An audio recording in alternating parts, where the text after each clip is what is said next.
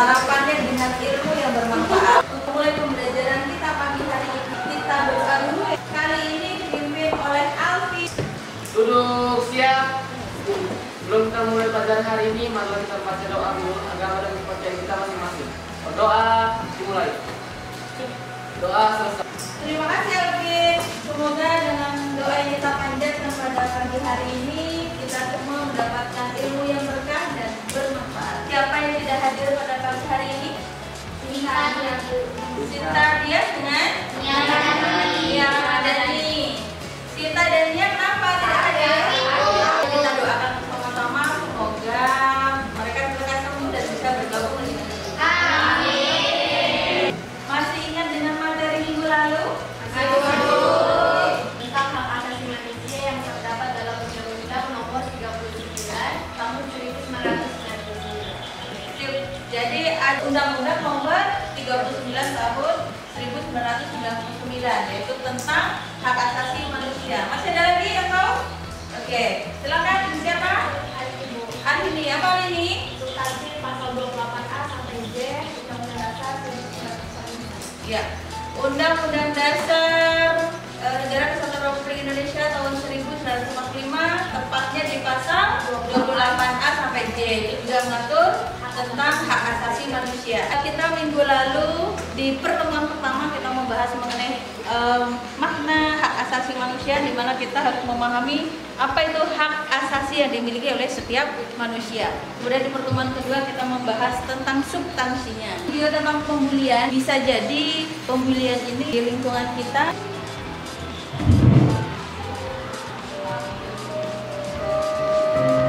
Apa video tersebut dikatakan pembulian?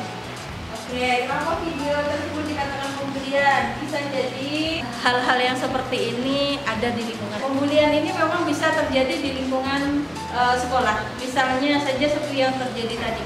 Itu salah satu penyebab terjadinya pelanggaran HAM di lingkungan sekolah. Nah, materi kita tentang harmonisasi dan kewajiban asasi manusia dalam perspektif Pancasila. Subtema pelanggaran hak asasi manusia yang di dalamnya ada subpokok bahasa yaitu mengenai penyebab pelanggaran hak asasi manusia dan kasus pelanggaran HAM. Harapkan kalian mampu mengidentifikasi penyebab pelanggaran hak asasi manusia dalam perspektif Pancasila yang benar. Dan yang kedua itu menganalisis kasus-kasus pelanggaran hak asasi manusia dalam perspektif Pancasila dengan benar.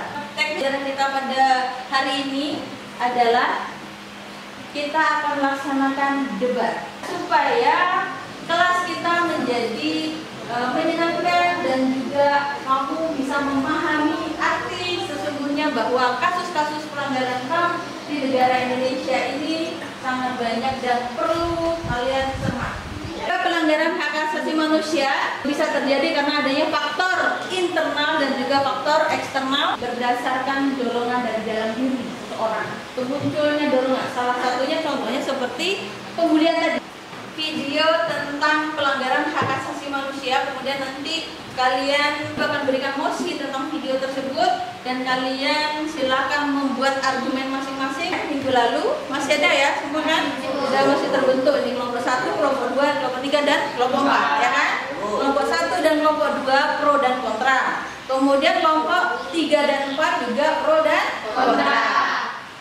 Bahan untuk kalian debat bisa kalian gunakan buku paket ini dan juga wawasan pengetahuan kalian ya. Perlihatkan video. Ya, perhatikan video berikut. Sahabat Kompas.com, Komnas HAM mengumumkan sejumlah temuan baru 22. Tidak sampai di situ, setelah terjadi operasi tangkap tangan KPK, praktik kerja paksa serupa perbudakan dilangkat.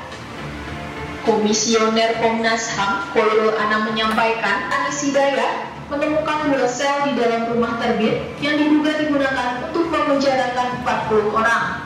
Mereka bekerja di kebun sawit milik terbit selama 10 jam dalam sehari. HAM yang dilakukan oleh Bapak Bupati, ya, Bapak Bupati Langkat. Bahkan di dalamnya lebih miris lagi, di dalamnya ada penegak hukum ya, kayak polisi, TNI dan sebagainya. Wah, ngeri sekali tuh kalau sudah seperti itu, ya kan? Ini sudah mengindikasi bahwa pelanggaran HAM tadi yang Ibu sampaikan di awal itu sudah mengarah ke sana semua, ya kan? Memang benar bahwa faktor eksternal dan internal itu memang benar adanya kayak gitu, ya kan? Ya. Oke. Nah, mosi pro dan kontra sudah Ibu siapkan. Di sini Ibu sebagai pemandu atau moderator di dalam kegiatan debat kita, Ibu kasih waktu 5 menit untuk menyusun atau berdiskusikan dengan yang lain. Setelah itu Ibu akan panggil perwakilan dari kelompoknya untuk maju ke depan untuk menyampaikan argumennya. Ayo silakan didiskusikan 5 menit. Masalahnya kalau aku udah kasih tahu. Belakang. Ya. Enggak, maksudnya Di argumen kalian harus kalian bisa mempertahankan. Oke? Sudah siap ya? Sudah siap. Ibu sebagai moderator kegiatan debat, maka Ibu akan panggilkan dari kelompok 1 dan 2 kontra. Oke, kontra pro. Oke, sip. Aturannya adalah sesi yang pertama nanti kelompok pro dan kontra memberikan argumennya tentang mosi yang sudah disiapkan di sana. Ya, kemudian yang kedua kalian memberikan instruksi tentang mosi yang sudah disampaikan di pertama tadi, ya. Dan yang ketiga memberikan kesimpulan, ya, kesimpulan dari apa yang sudah kalian sampaikan tadi. Oke. Waktunya hanya masing-masing maksimal 10 menit. jadi pembicara pertama itu Pembicara pertama. Oke, betul. Jadi pembicara pertama hanya 2 menit, 2 menit, 2 menit, 2 menit. Kemudian nanti berikutnya 3 menit, 3 menit. interupsi. Ya, interupsi 3 menit, 3 menit ya. Ya, 3 menit sekaligus dengan menjawab. Oke? Ya. Silakan dulu untuk kelompok pro. Ya, dipersilakan waktu 2 menit dari sekarang. Assalamualaikum warahmatullahi wabarakatuh.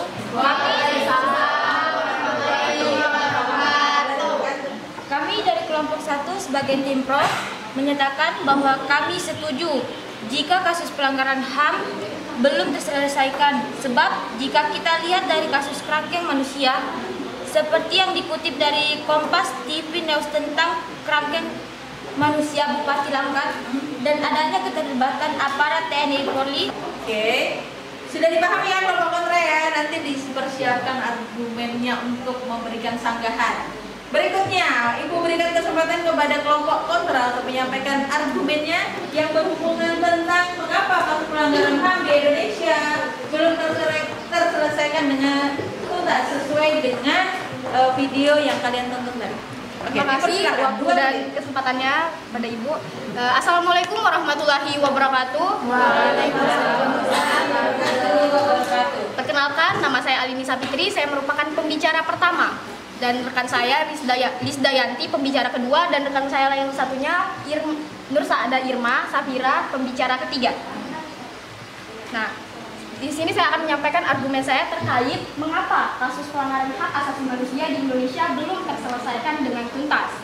Perlu kita ketahui, HAM atau hak asasi manusia adalah hak yang dimiliki oleh seluruh warga negara Indonesia, bukan karena kewajiban memilikinya, melainkan hak asasi manusia adalah keharusan. Dan hal tersebut sudah diatur dalam pasal 28A sampai J Undang-Undang Dasar Negara Kesatuan Republik Indonesia tahun 1945. Kami sebagai tim kontra atau oposisi tidak menyetujui pada mosi tersebut. Sebenarnya bukan tidak tuntas, tapi memang kasusnya belum tuntas seperti itu, ya kan? Ada sisi kemanusiaan dari Pak Bupati gitu ya, karena menampung orang-orang yang sedang kecanduan narkoba, judi dan lain sebagainya, supaya sembuh maka diberikan tempat khusus pembinaan oleh Pak Bupati. Saya tidak setuju dengan pernyataan kalian, soalnya Pak Bupati tidak menyebutkan bahwa itu tempat rehabilitas. Iya. Dikatakan oleh tim pro bahwa di situ adalah pelanggaran hak asasi manusia. Mengapa kalian membilang itu tempat pendidikan etika? Maksudnya dari pembinaan tersebut kurang manusiawi, ya, mungkin Bu. begitu ya. Ya, Bu. Jadi seolah-olah Pak Bupati itu justru memanfaatkan tenaga orang tersebut untuk dipekerjakan Dan di diperbudak. kebunnya gitu ya, diperbudak gitu ya. Ya, Bu, diperbudak. Oke, jadi menurut Anda itu pasti pelanggaran HAM ya? Kami tetap berpegang teguh kepada argumen kami bahwa di Oke, yang lainnya sambil disiapkan ya. Ya. pada hal tersebut bukannya belum tuntas, penyelidikan masih berjalan oleh Polda Sumatera Utara. pada intinya sudah saling memahami ya. Dan sekarang Ibu minta lagi untuk kelompok pro memberikan sanggahan. Di sini mengatakan kalau apa yang dikatakan Bupati itu bukan rehabilitas, melainkan tempat pembinaan. Itu yang dikatakan Bupati. Saya tidak mengatakan bahwa saya membela Bupati, tidak.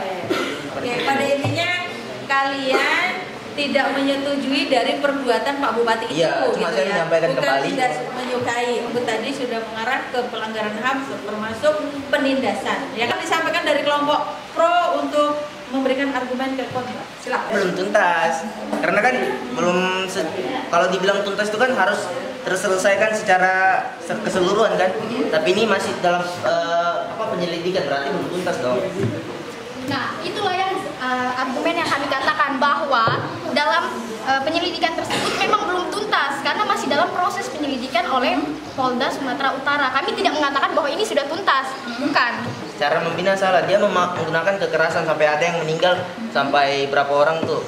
Sudah memahami antara pro dan kontra dalam kasus mosi yang pertama ya, mosi mengapa kasus pelanggaran HAM di Indonesia belum terselesaikan dengan tuntas sesuai dengan video yang tadi kita tayangkan ya. Oke, pada intinya sudah memahami kontra dan pro juga sudah memahami. Dan sesi terakhir Ibu minta untuk memberikan kesimpulan. Ternyata dari kelompok 1 dan 2, 3 dan 4 luar biasa. Terima kasih sekali atensinya. Terima kasih sekali atensinya yang luar biasa. Akhir pembelajaran Ibu. Baik, akhir pembelajaran pada pagi hari ini Ibu akan menanyakan kembali pemahaman kalian tentang kegiatan pembelajaran kita barusan yang kita lakukan.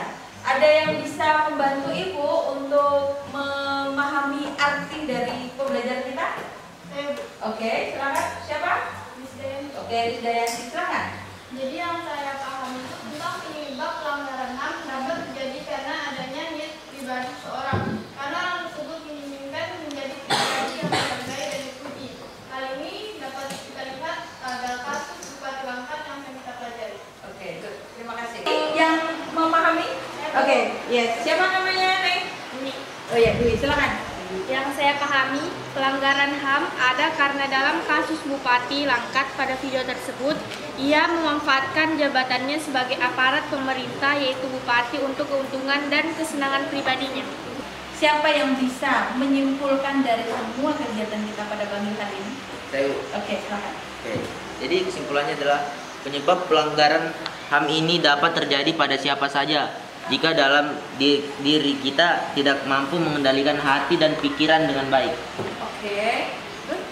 Jadi pelanggaran HAM itu bisa terjadi kepada siapa saja atau bahkan semua bisa menjadi pelaku pelanggaran HAM. Ya nggak sih? Ya. Karena pelanggaran HAM itu kalau kita mampu mengendalikan hati dan juga pikiran, otomatis kita bisa mengendalikan semua. Tapi kalau kita tidak mampu, pelanggaran HAM yang terkecil seperti contohnya pembulian, ya kan? Itu bisa salah satu akar dari pelanggaran HAM. Oke, perhatikan, karena kita sudah melaksanakan pembelajaran yang luar biasa pada pagi hari ini, jadi Ibu ingin mengecek kemampuan kalian tentang materi kita. Adakah yang bisa menjawab pertanyaan dari Ibu? Kalau bisa, berarti ini nilai plus bagi yang bisa menjawab. Pertanyaan pertama, ada berapa faktor penyebab pelanggaran HAM?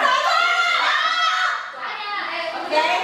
Faktor ada dua, faktor internal sama faktor eksternal. Oke, good. Betul? Yang kedua, penyebab pelanggaran hak asasi manusia dari faktor eksternal.